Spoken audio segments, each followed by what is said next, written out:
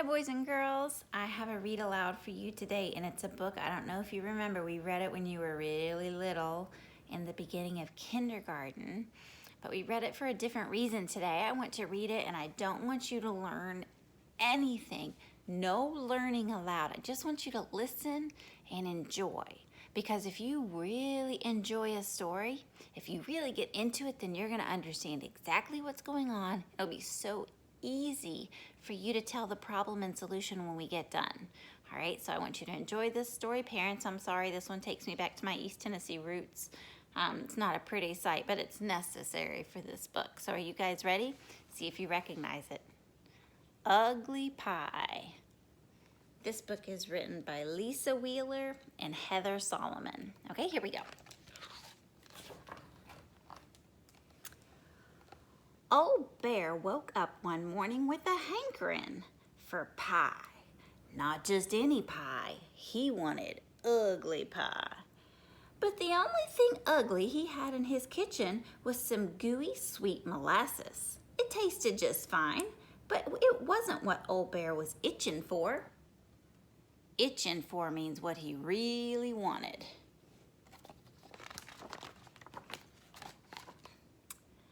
So with a heap of hope and a hitch of his britches, Old Bear went off in search of ugly pie. As he walked along, he sang a song. Sweet molasses, my oh my, itching for some ugly pie. Well, when Old Bear came to Grandpa Grizzle's house, he paused for a little sniff. My oh my, do I smell ugly pie? Grandpa Grizzle opened the front door. I don't have no ugly pie, but you should give my pie a try.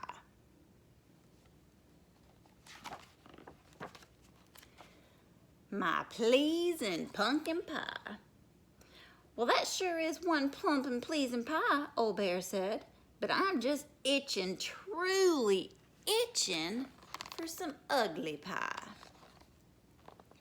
Well, the only ugly things I got in my kitchen are these wrinkled up old red raisins, said Grandpa, but they're yours if you want 'em. Hey, maybe the next time we run out of snacks, I could give you some wrinkled up old red raisins. Does that sound good? I don't think so either.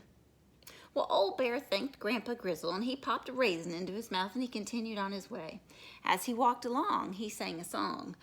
Ruby raisins not too dry, sweet molasses, my oh my, but I'm still itching, sniffing, and wishing for some ugly pie. Well, soon, Old Bear stood in front of the home of Ma Hickory and her two cubs, Snip and Snarl. His nose gave a little twitch. My, oh my, do I smell ugly pie? Snip and Snarl opened the door. We don't have no ugly pie, but you should give Ma's pie a try. Her righteous rhubarb pie. Well, that sure is one righteous pie, Old Bear said, but I'm just itching, truly itching for some ugly pie. Well, the only ugly thing I got in my kitchen are those sour green apples, said Ma Hickory, but they're yours if you want 'em. Sour green apples. That sounds a little bit better. Old Bear thanked Ma Hickory and her family, and he dropped the apples into his pockets and he hurried on his way. As he walked along, he sang a song. Got the apple of my eye, ruby raisins not too dry, sweet molasses, my oh my, but I'm still itching, twitching, and wishing for some ugly pie. In a short while, Old Bear came to the home of Sweet Cicely. He sighed a little sigh. My, oh my, do I smell ugly pie? Sweet Cicely opened the door. I don't have no ugly pie, but you should give my pie a try. My heavenly honey pie. That sure is one honey of a pie, Old Bear said, but I'm just itching, truly itching for some ugly pie. This would probably be a good spot for me to stop and wonder if you've already smelled a problem. Bear seems to keep running into the same old problem. I wonder what his solution will be. Let's find out. Sweet Cicely says, well, the only ugly things I got in my kitchen are these bumpy brown walnuts, said Sweet Cicely. But they're yours if you want them. Oh, so he's got wrinkled old raisins and sour apples and bumpy walnuts. Old Bear thanked Sweet Cicely. He slipped the walnuts into his bag and he headed on home. As he walked along, he sang a song. I got apples, raisins too, nuts, molasses, but I'm blue. Nothing else will satisfy this craving for some ugly pie. Well, back home, Old Bear slumped into his kitchen. He unpacked the wrinkled red raisins. Those sure are some ugly raisins, he said. Then he unpacked some sour green apples. These are the ugliest apples I've ever seen. And he unpacked the bumpy brown walnuts. And what in the world am I supposed to do with such ugly walnuts? Old Bear scratched his head. Walnuts? Wait a minute. Ugly apples? Raisins too?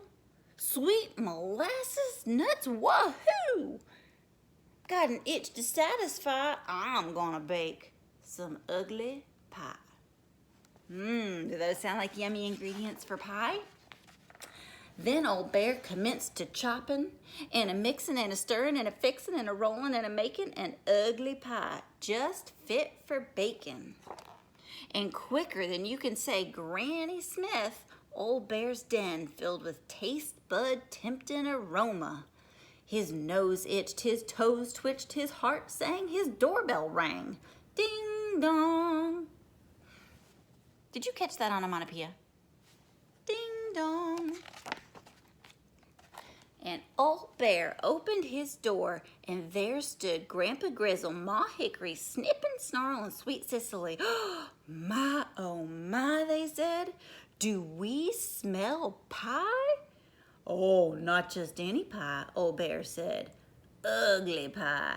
And I am just itching, truly itching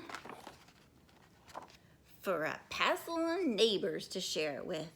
Apples, nuts, and raisins too. We love ugly pie, yes we do. We're so glad that we could try Ugly Bear's old scrumptious, truly wondrous, beautiful, ugly pie. Wahoo! So I want you to go and tell a grown-up, what was Bear's problem and how did he solve his problem? There's a recipe in the back of this book, although I don't know that you'd want us to follow it. Look at this. At the very end, it gives me a recipe for ugly pie. Are you feeling lucky that I didn't make this recipe the first time around when we were in class? You probably should be, because this looks like something I would enjoy doing with you. However, that'll be for another day. I hope you have a wonderful day today, and I hope your schoolwork goes easily. And if I haven't gotten to Zoom with you yet this week, I'm excited to do that as well. So you have a great day. Be good to your parents, and I will catch you soon. High five.